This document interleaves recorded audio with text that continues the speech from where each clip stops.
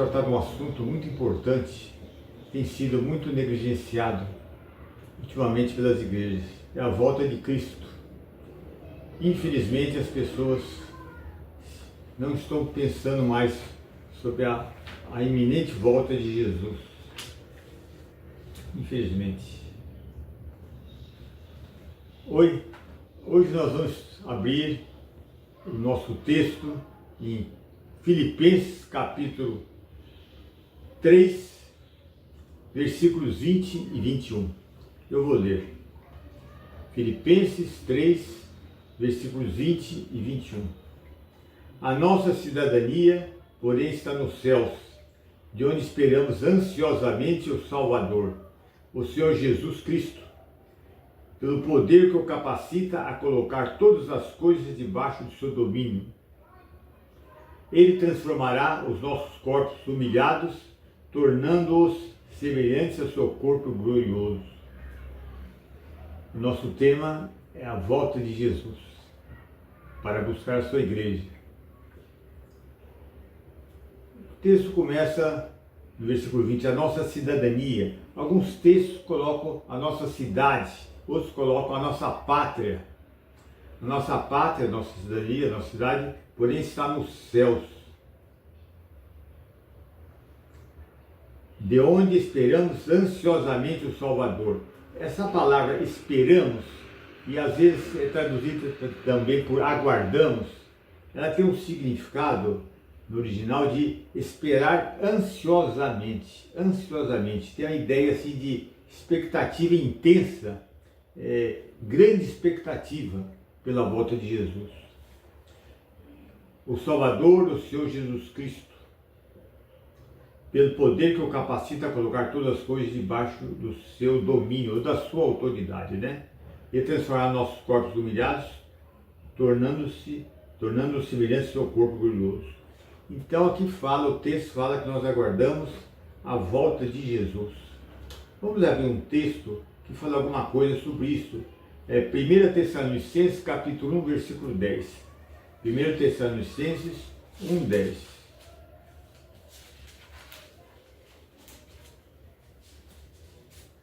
Eu vou ler. 1 Tessalonicenses 1, 10. Para fazer sentido, eu vou ler também o 9, tá? Pois eles mesmos relatam de que maneira vocês nos receberam. Vocês quem? Os Tessalonicenses, né?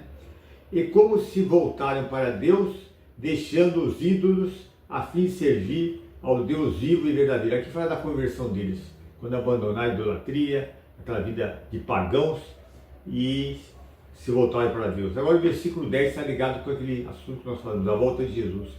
E esperar dos céus seu Filho, quem? Cristo, a quem ressuscitou dos mortos, Jesus que nos livra da ira que há de vir. Essa ira que há de vir se refere possivelmente à grande tribulação, né?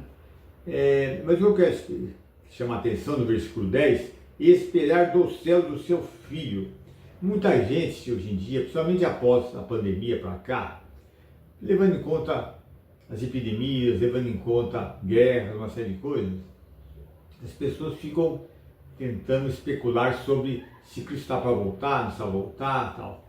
Acontece que as pessoas ficam preocupadas em procurar sinais, mas de acordo com a palavra de Deus, não devemos procurar sinais, nem cumprimento de profecias para Jesus voltar. Segundo a palavra de Deus, nós devemos aguardar a pessoa de Jesus, não ficar procurando sinais. E aqui fala, versículo 10, esperar do céu do seu Filho. Vamos voltar para Filipenses capítulo 3, que é o nosso texto, né? Filipenses capítulo 3. E interessante que fala aqui, a nossa cidadania, porém, está no céu, de onde esperamos ansiosamente o Salvador, o Senhor Jesus, versículo 20, né? Pelo poder que o capacita a colocar todas as coisas debaixo do seu domínio e transformar nossos corpos humilhados. Por que fala nossos corpos humilhados? Porque o nosso corpo atual é um corpo limitado, está sujeito a quê? A dores, a cicatrizes, a rugas, a enfermidades, o que mais? E a morte. Então ele vai transformar esse nosso corpo limitado, tá? Que está sujeito a tantas coisas, no quê?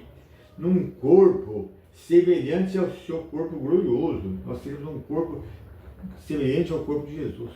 É o que nós chamamos em teologia de a redenção dos nossos corpos, né? A palavra de Deus fala dos 3 tempos da salvação.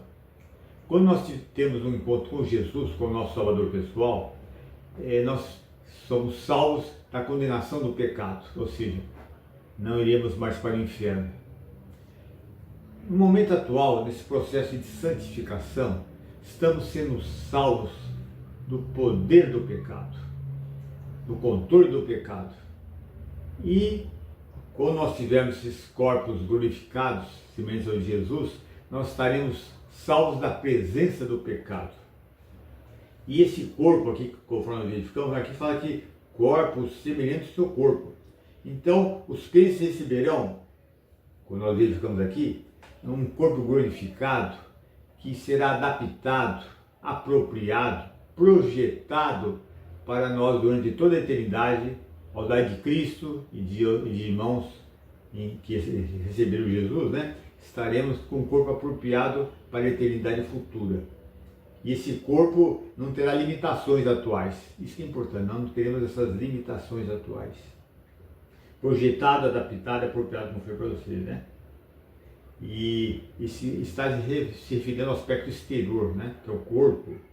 E ele tem interessante aqui, fala no final do versículo 21, fala, tornando-se semelhante ao seu corpo glorioso, que maravilha, hein? Mas quem que vai transformar o nosso corpo? O versículo 21 fala, pelo poder que o capacita a colocar todas as coisas debaixo do seu domínio. Poder de quem? De Cristo. É Cristo que vai operar isso. E ele tem a autoridade, o poder, o domínio de colocar debaixo de todas as coisas, debaixo do seu poder, do seu domínio, né? E nós verificamos a importância que é essa transformação. Então esse versículo, principalmente o 20, está chamando a nossa atenção para exatamente isso, a volta de Jesus. A volta de Jesus, que é exatamente o que nós tanto ansiamos. Vamos abrir agora no capítulo 14 do Evangelho de João. Evangelho de João, capítulo 14.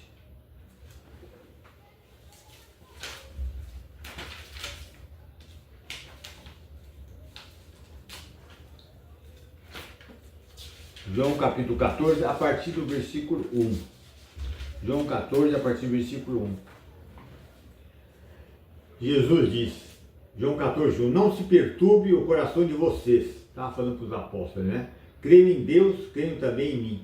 Na casa do meu pai há muitos aposentos, lá no céu, né? Se não fosse assim, eu lhes teria dito, e não iria enganar os discípulos, né?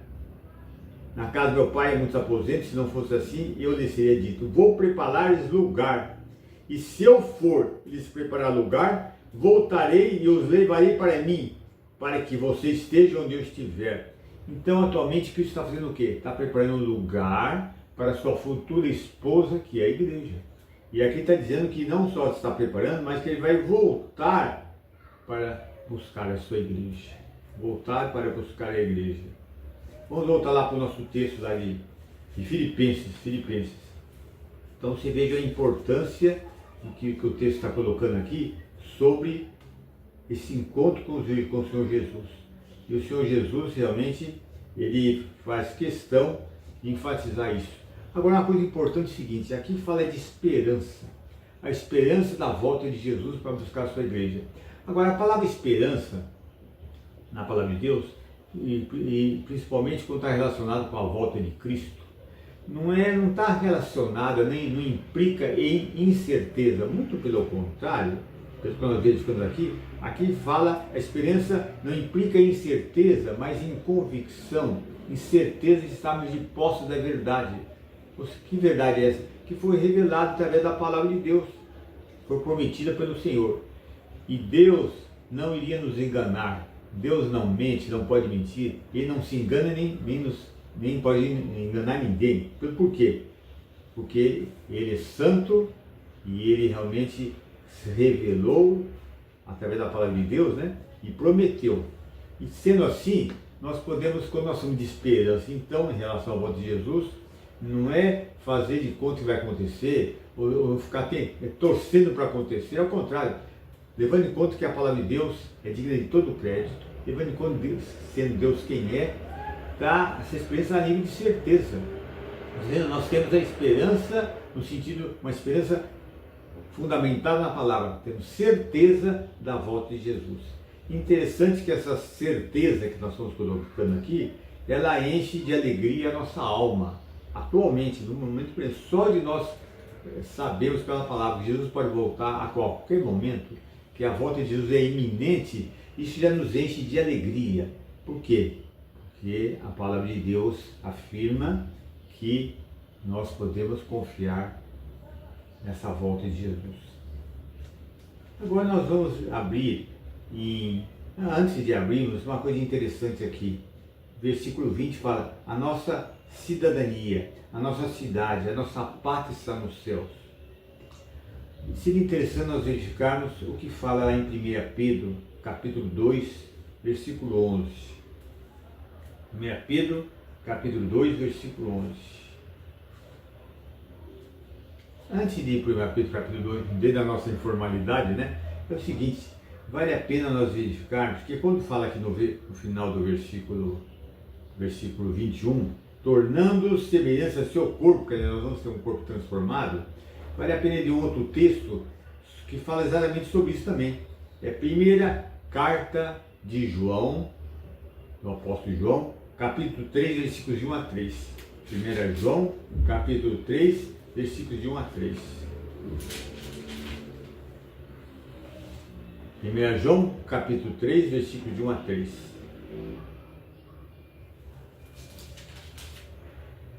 Vejam com que grande amor o Pai nos concedeu, sermos chamados filhos de Deus. Isso acontece quando você tem um encontro com Jesus como Salvador, ou recebe como Salvador, Filho de Deus. E de fato somos.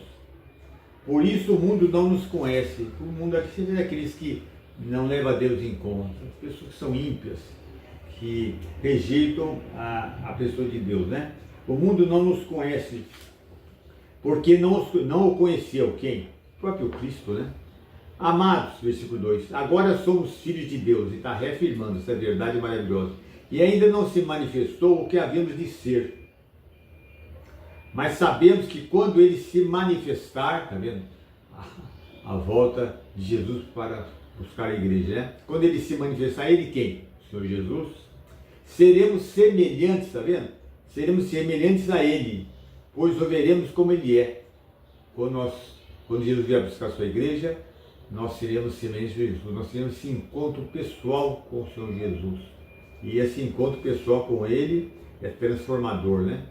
E quando nós vemos textos como esse, quando ele se manifestar, seremos semelhantes a ele, pois o veremos como ele é. Qual é a importância disto? Porque mostra que não só baseado num versículo só, mas a doutrina que fala a respeito da volta de Jesus está fundamentada em vários textos. E nesses vários textos falam também da transformação do nosso corpo. Nenhuma doutrina pode ser fundamentada numa passagem só, no versículo só.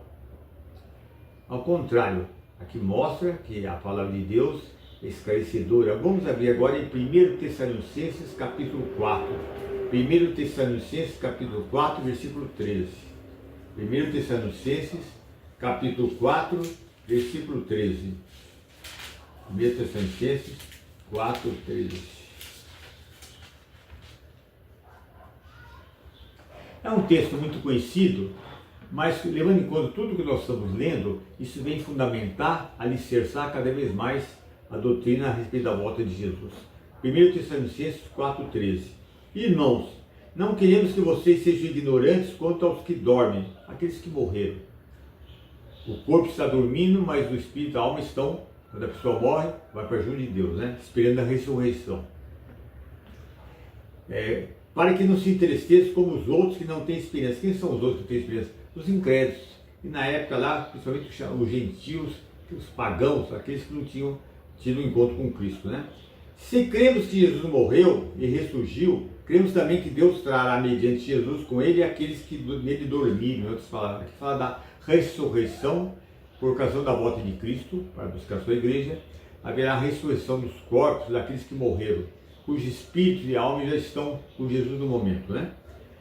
Versículo 15: dizemos a vocês pela palavra do Senhor. Quem é o Senhor? Cristo, né?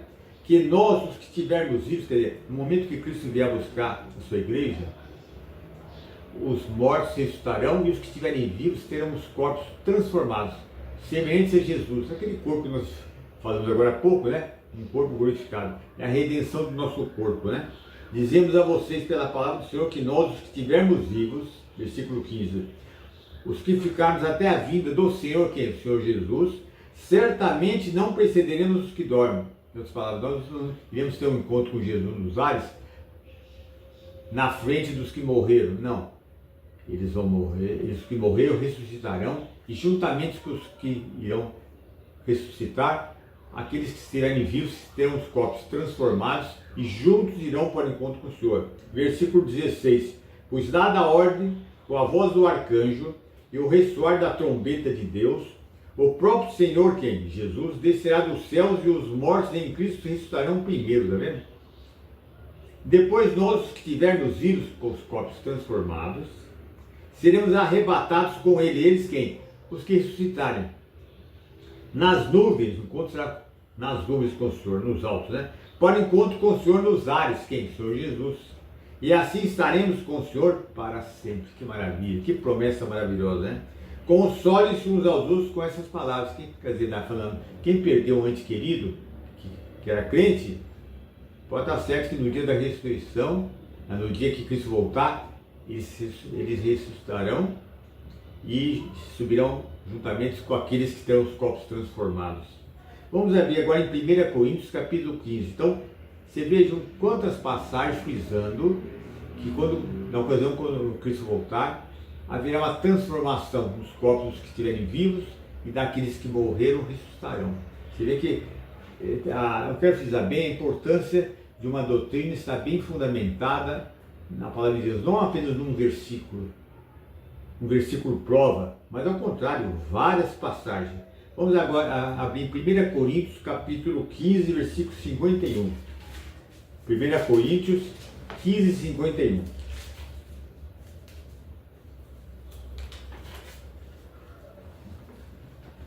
Coríntios 15, 51.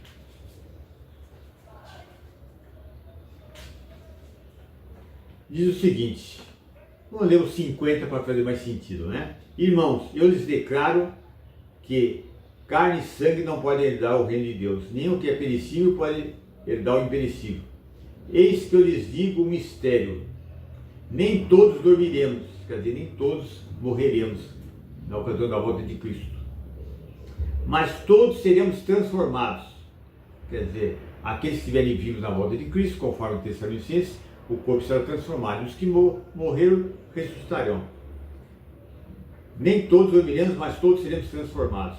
Num momento, num abrir e fechar de olhos, ao som da última trombeta. Pois a trombeta soará, os mortos ressuscitarão incorruptíveis. E nós, que estivermos vivos, seremos transformados. Que maravilha, né? Essa doutrina relacionada com a volta de Jesus, nossos corpos transformados. Vamos voltar para Filipenses capítulo 3. Filipenses capítulo 3. Então, Filipenses 3:20. A nossa cidadania, a nossa cidade, a nossa pátria está nos céus, porém, de onde esperamos ansiosamente o Salvador, o Senhor Jesus Cristo, que, pelo poder que o capacita a colocar todas as coisas debaixo do seu domínio, ele transformará os nossos corpos humilhados, tornando-os semelhantes ao seu corpo glorioso. Agora, uma coisa importante. Qual que seria a aplicação para nós de passagens como essa? Evidentemente, meu propósito não é dar um estudo como se fosse um estudo acadêmico ou teológico e ficar só na teoria. O lado prático, porque toda a doutrina bíblica é prática. É prática. Vamos abrir em primeira carta de Pedro, capítulo 2, versículo 11.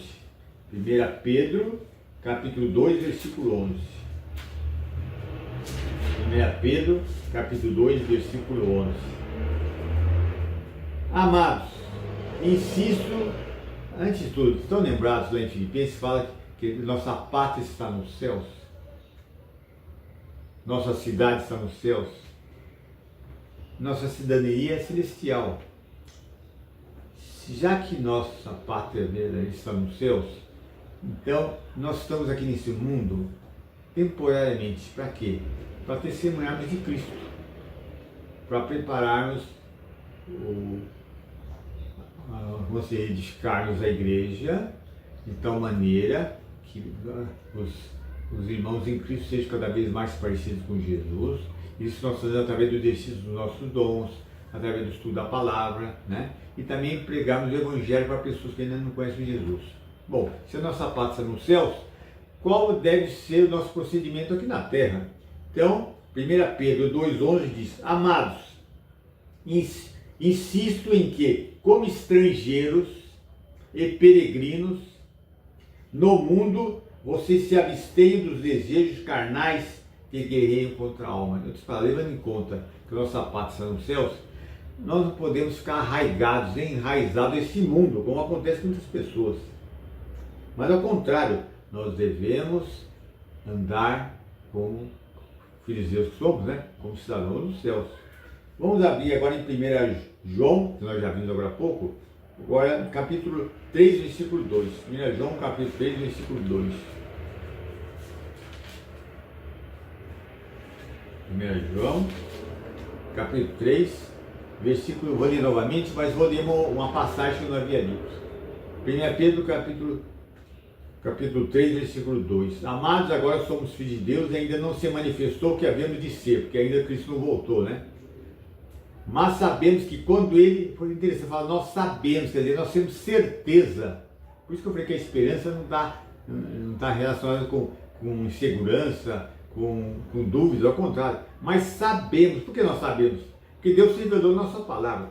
Mas sabemos que quando Ele quem? Cristo se manifestar, seremos semelhantes a Ele, pois o veremos como Ele é. Nós tínhamos visto. Agora o versículo 3 que eu não li. Todo aquele que nele tem essa esperança o quê? Da volta de Cristo, volta iminente de Cristo a qualquer momento, e que haverá a transformação dos nossos corpos.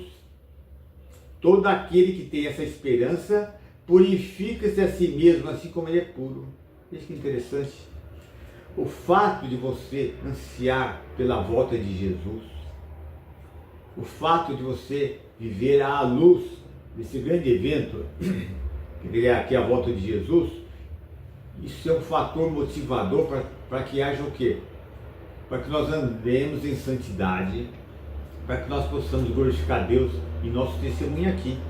Então, vidas santas, motivadas pelo quê? Pela expectativa, pela ansiedade, pela volta do Senhor, para buscar sua igreja, essa volta iminente. Quer dizer, vejam a importância de nós pensarmos, almejarmos, ansiarmos, estudarmos a respeito da volta de Jesus, que pode ser a qualquer momento. Que motivação para nós pregarmos a palavra, para nós, através do exercício dos nossos dons, colaborarmos para que os nossos irmãos possam crescer cada vez mais a semelhança de Jesus. Enfim, levando vidas santas, separadas. E infelizmente, para muitas pessoas, a volta de Jesus, a iminente volta de Jesus para buscar sua igreja, não é uma coisa que está trazendo alegria para algumas pessoas. Por quê? Porque vai impedir alguns projetos da vida. Eu vou ilustrar para você até verificar se você ama ou não a volta de Jesus, se você anseia ou não pela volta de Jesus, tá? Isso é importante. Por exemplo, uma pessoa batalhou para conseguir passar no vestibular, um jovem, né? Para entrar na faculdade. Vamos dar como exemplo, faculdade de medicina. Passou. Foi verificar o resultado do vestibular e passou. Não vê a hora de começar os estudos na faculdade de medicina. Mas de repente alguém chega e fala para ele: mas você sabia que Jesus pode vir a qualquer momento? Como é que essa pessoa encararia a volta de Jesus? Sabendo que depois de tanto esforço, tanta dificuldade, passou no vestibular, e se Jesus viesse antes de você começar a estudar, será que você se alegraria pela volta de Jesus? Outro exemplo, durante muito tempo você juntou dinheiro, seu sonho era conhecer a Europa. Juntou dinheiro com muita dificuldade, conseguiu o quê? Comprar as passagens, e até o roteiro para os lugares que você conseguiria, né? E se Jesus viesse antes, você se alegraria? Ou isso iria estragar o seu grande sonho de conhecer a Europa? Outra coisa importante, você vai se casar. Você, um casal, marcaram o casamento, está próximo, os convites foram entregues, alguns presentes já receberam. E se você soubesse que Jesus podia vir a qualquer momento? Já que a volta dele é iminente, né? Você se alegraria pela volta de Jesus antes mesmo de você se casar? Eu estou frisando estou dando essas ilustrações para você parar e pensar: será que eu sei tanto pela volta de Jesus, amo tanto a volta de Cristo, retorno de Cristo para buscar a igreja, que eu abriria a mão dessa viagem, abriria a mão do meu casamento próximo, abriria a mão da faculdade, porque é mais importante para mim a volta de Jesus. Quando eu falo sobre nós amarmos a volta de Jesus, quando eu falo para nós ansiarmos, não estou dizendo com isso que o crente tem que ser alienado. Um grupinho, como se fosse um gueto separado, esperando a volta de Jesus, não faz mais nada. Não, ao contrário. Enquanto nós estivermos aqui, a igreja precisa ser relevante. Nós precisamos pregar a palavra de Deus. Nós precisamos cumprir com as nossas obrigações, trabalho, enfim, nossas responsabilidades, nossos papéis sociais aqui na sociedade. Mas, enquanto nós estamos trabalhando, enquanto nós estamos servindo ao Senhor, nós estamos na expectativa que a qualquer momento Jesus pode voltar, sua volta é iminente. Mas, infelizmente, alguns estão tão enraizados, arraigados nesse mundo, que se souberem que Jesus poderia vir antes do seu sonho ser realizado, talvez não ficassem tão alegres. Por isso que eu estou ilustrando. E uma coisa importante também, Jesus me salvou há mais de 50 anos. Esse ano eu vou fazer 53 anos que Jesus me salvou. Eu me lembro que há mais de 50 anos, e muito antes também, né? Era comum nas igrejas locais separar uma semana para um estudo a respeito da volta de Jesus e sobre a eternidade e acontecimentos proféticos. E toda a igreja era edificada através desses estudos. E também era comum também nas pregações e nas aulas, durante os domingos, né, que pregassem de vez em quando sobre a volta de Jesus. E até hinos, corinhos eram cantados a respeito, né?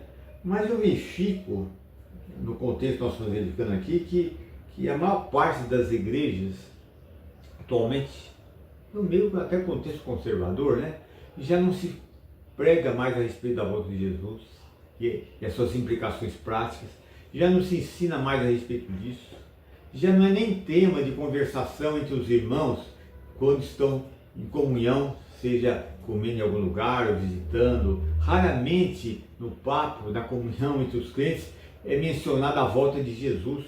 E aqui nós verificamos, né? Versículo 3, todo aquele que não tem que nele tem essa experiência purifica-se a si mesmo, assim como ele é puro. Então a maior parte das igrejas da cristandade nem falam mais da volta de Jesus.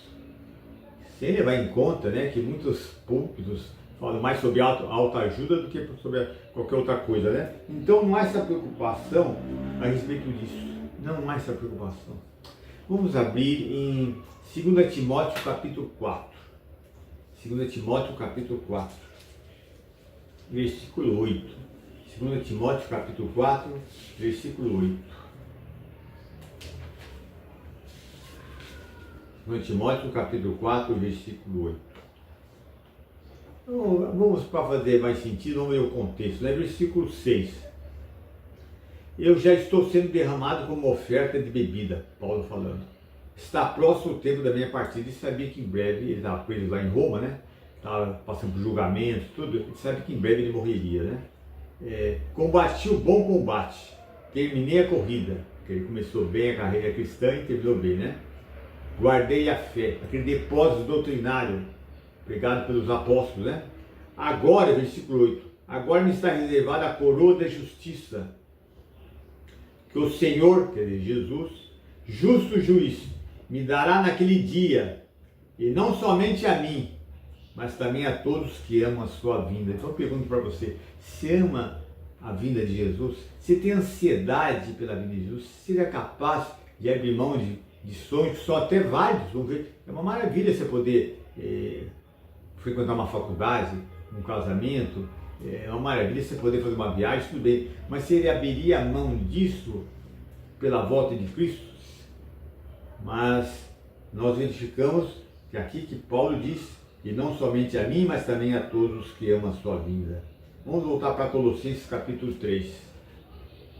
Colossenses capítulo 3.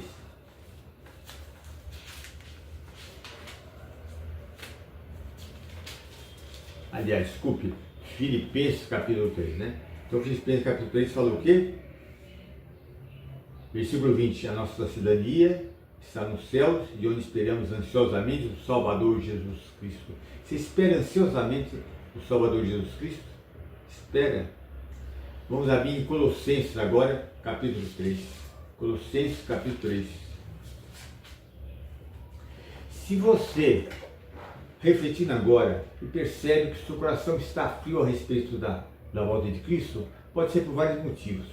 Um deles, falta de conhecimento doutrinário a respeito dessa doutrina e sobre a sua importância prática, a iminente volta de Jesus. Outra coisa pode ser porque você tem negligenciado a leitura da palavra de Deus, você está enraizado às coisas do mundo, você tem levado uma vida não agradável ao Senhor, você não tem desfrutado da comunhão com Deus, tá? Então, por causa disso, você está mais com os olhos mais voltados aqui para as coisas da terra do que para as coisas do céu. Então, que cabe bem essa passagem. Colossenses capítulo 3, a partir do versículo 1. Portanto, já que vocês ressuscitaram com Cristo, realmente espiritualmente, quando o crente a pessoa tem um encontro com Jesus como Salvador, ele morreu para o pecado, para o mundo, para o diabo, e ressuscitou com Cristo para a nova vida, né? Já que vocês ressuscitaram com Cristo, procure as coisas que são lá do alto onde Cristo está sentado. Quer dizer, se você constantemente está se ocupando com Jesus, constantemente está em comunhão com Ele, constantemente está adorando o Senhor, então o que acontece? Você, sabendo que a qualquer momento Ele pode voltar, isso é motivo de alegria, levar uma vida santa. Portanto, já que vocês ressuscitaram com Cristo, procurem as coisas que são lá do alto onde Cristo está assentado à direita de Deus. Versículo 2. Mantenham o pensamento nas coisas do alto, vejam bem, e não nas coisas terrenas. Aí está. Infelizmente, muitos crentes, como eu falei, estão tão ligados às coisas da terra aqui, que mal param para pensar sobre as coisas do alto, né? Sobre a eternidade, sobre a volta de Jesus, né? Versículo 3. Por vocês morreram, o quê? Para o mundo, para o mal, para o pecado, né? Vocês morreram e agora a sua vida, quer dizer, vida espiritual, está escondida com Cristo em Deus. Quando Cristo, que é a sua vida, for manifestado, então vocês serão manifestados com Ele em glória, tá vendo? Será que essa é a tua realidade? Será que você está constantemente... Isso não é alienação, não.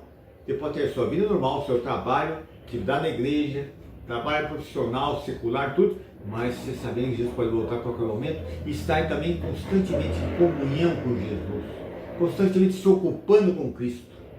Então, um dos sinais de que o crente está constantemente ocupado com Cristo é essa ansiedade pela volta de Jesus. Ansiedade. E essa ansiedade pelo retorno de Jesus é a marca do crente que desfruta do quê? Da comunhão com Deus. Está constantemente em comunhão com a pessoa de Jesus. Vamos abrir agora em Romanos capítulo 13, versículo 11. Romanos 13, 11. Romanos capítulo 13, versículo 11.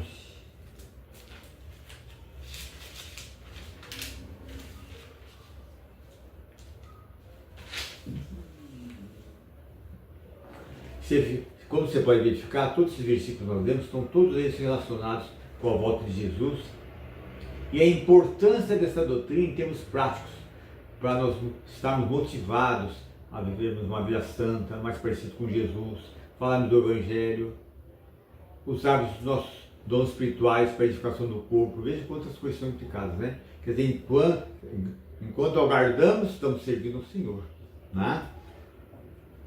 Versículo 11 do capítulo 13 de Romanos.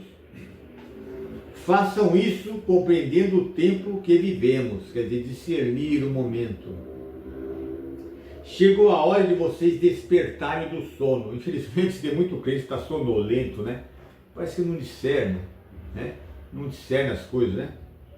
Chegou a hora de vocês despertarem do sono, porque agora a nossa salvação está o quê? Mais próxima do que quando cremos. Mas como? Mas nós já não fomos salvos como recebemos Jesus como Salvador? Mas lembra quando eu falei para você, os 3 tempos da salvação? Quando tivemos um encontro com Cristo, fomos salvos da condenação do pecado, livres da eternidade do inferno, né? Agora, nesse momento, nesse processo de santificação, estamos sendo salvos do domínio, do controle, do poder do pecado. O Espírito Santo nos capacita a viver uma vida santa. E a salvação, obrigado, 3 aspectos. O terceiro, qualquer, estaremos, quando recebemos corpos glorificados, semelhantes a Jesus, seremos salvos da presença do pecado. Então, quando ele fala aqui, chegou a hora de vocês despertar do sono, porque agora a nossa salvação, ou seja, pela volta de Jesus, a redenção do nosso corpo, agora recebemos corpos glorificados, a nossa salvação, está sendo relacionada com o corpo, está mais do que? Mais próximo do que quando cremos, quer dizer, está mais próximo do que quando recebemos Jesus como Salvador. Porque Cristo pode vir a qualquer momento e teremos corpos transformados. Ele fala, a noite está quase acabando, o dia logo vem. Veja o contraste, né? Luz, trevas, pecado, santidade, o dia logo vem. Portanto, a qualquer momento que Jesus pode vir, deixemos de lado as obras das trevas. Está falando para crentes, né? Cristãos. Deixemos de lado as obras das trevas e revistamos a armadura da luz. Em outras palavras, o crente não pode viver uma vida carnal. Quer dizer, a salvação está segurada, já teve encontro com Cristo e vai tocando a vida. Agora volta para esse mundo. Não, ao contrário. Portanto, deixemos de lado as obras das trevas, levando em conta que Jesus pode vir a qualquer momento, naquela grande motivação, um grande incentivo para vivermos vidas santas, servindo ao Senhor enquanto Ele não vem. Portanto, deixemos de lado as obras das trevas e revistamos a armadura da luz. Versículo 13, comportemos com decência. Está falando para crentes, gente. Para crentes, que mesmo na época de Paulo, tem alguns crentes carnais, né? Comportemos com decência, como quem age à luz do dia. E não em orgias e bebedeiras, não em moralidade sexual e depravação, não em desavença e inveja. Ao contrário, revistam-se do Senhor Jesus Cristo e não fiquem premeditando como satisfazer os desejos da carne. Aqui está falando que o crente tem que levar em conta que a qualquer momento Jesus pode vir buscar a sua igreja. É iminente essa volta de Jesus, a qualquer momento. Sendo assim, qual deve ser a nossa conduta? Qual deve ser o nosso comportamento, levando em conta a luz desse evento maravilhoso? Vida santa, vida separada, levando em conta o quê? Que a nossa pátria está nos céus, que aqui nós somos como peregrinos e forasteiros. Não devemos ficar enraizados, arraigados a esse mundo. Ao contrário, e já falei que isso não estou falando de alienação, ao contrário. Enquanto estivermos aqui, cumprir nossas responsabilidades, né? Seja numa igreja local, seja no ambiente secular, enfim, nossas responsabilidades, mas aguardando a qualquer momento que isso pode voltar. E que coisa, hein? Versículo 14, ao contrário, revistam-se do Senhor Jesus Cristo, não fiquem premeditando como satisfazer os desejos da carne.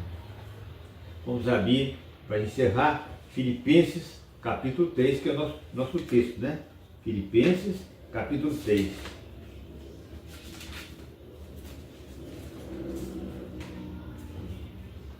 versículo 20. A nossa cidadania, Filipenses 3:20, a nossa cidadania, ou a nossa pátria, ou a nossa cidade, está onde?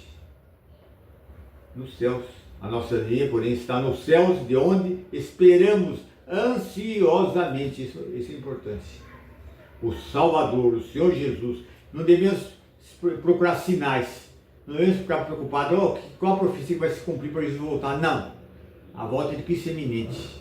Então devemos aguardar uma pessoa e não ficar procurando sinais. A nossa cidadania, porém, está nos céus, de onde esperamos ansiosamente o Salvador, o Senhor Jesus Cristo, pelo poder que o capacita a colocar todas as coisas debaixo do seu domínio, da sua autoridade. Ele transformará os nossos corpos humilhados, tornando-os semelhantes ao seu corpo glorioso. Então o desafio para você, para mim, para quem estiver me assistindo, é o seguinte: se você já teve um encontro com Jesus como Salvador, se você tem certeza da salvação, você possa também, através da leitura da Palavra de Deus, e esse livro é confiável, ter convicção, certeza da volta iminente de Jesus a qualquer momento. Levando em conta tudo que nós vemos até agora, veja que grande motivação para você levar uma vida santa, separada, como peregrino, como forasteiro. Nossa pátria está nos céus. Estamos aqui temporariamente para quê? Para pegarmos a palavra de Deus e usarmos nossos dons espirituais para a edificação do corpo de Cristo. Vidas santas, testemunhar do Evangelho. Essa é a grande motivação. Se porventura você tem negligenciado a palavra de Deus, ou não conhecia essa doutrina com mais detalhes, essa é a grande oportunidade sua de realmente ler a palavra de Deus, estudar a palavra de Deus, amar a volta de Jesus, ansiar pela volta de Jesus e viver uma vida separada à luz desse evento maravilhoso que é o arrebatamento da igreja. Bom, eu vou orar. Senhor Deus, te agradecemos por esses textos maravilhosos que falam sobre a volta de Jesus. Que nós possamos cada vez mais, através da leitura da palavra, meditação, estudo da palavra de Deus, através da comunhão contigo, com teu Filho, Senhor, que nós possamos amar a vinda de Jesus, a volta de Cristo. Que isso nos motive a levar vidas santas, separadas, usar os nossos dons para a educação da igreja local, pregar os evangelhos para pessoas que não conhecem Jesus. Enfim, Senhor, glorificarmos o teu nome quando estivermos aqui na terra. Que nós possamos continuar crescendo na graça do conhecimento de Jesus. Que aquele irmão que estava meio sonolento, meio levando uma vida mais carnal, negligenciando a palavra, possa ser despertado. Haja um reavivamento, um despertamento bíblico nesse irmão, através dessa doutrina maravilhosa a respeito da volta de Jesus para buscar a sua igreja. Pedimos isso e agradecemos e louvamos em nome do Senhor Jesus. Amém.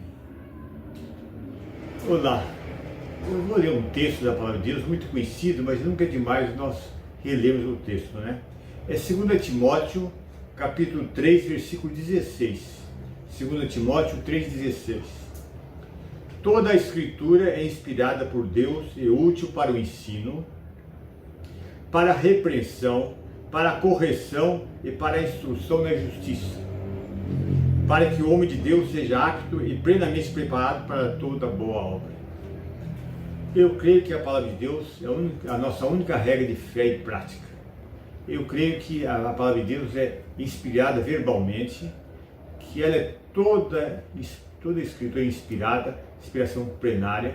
Eu creio que a Bíblia é infalível, é inerrante, não há erros na palavra de Deus. A palavra de Deus é suficiente, ela tem autoridade absoluta. É o grande instrumento usado por Deus Espírito Santo, que por sinal inspirou as Escrituras, para nossa santificação. É impossível alguém adquirir grande maturidade espiritual, cada vez mais semelhante a Jesus, sem a leitura, estudo, meditação e obediência da palavra de Deus. Sendo assim, eu queria pedir para você 3 favores.